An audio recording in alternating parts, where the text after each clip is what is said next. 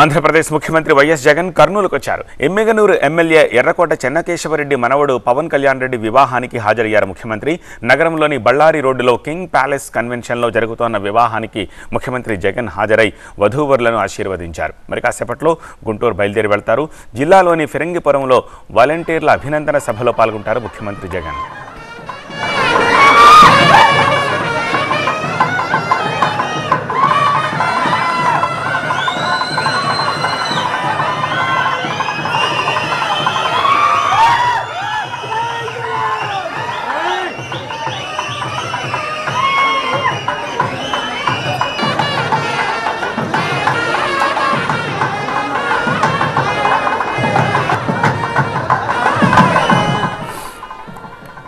ఆంధ్రప్రదేశ్ ముఖ్యమంత్రి వైఎస్ జగన్ కర్నూలుకు వచ్చారు.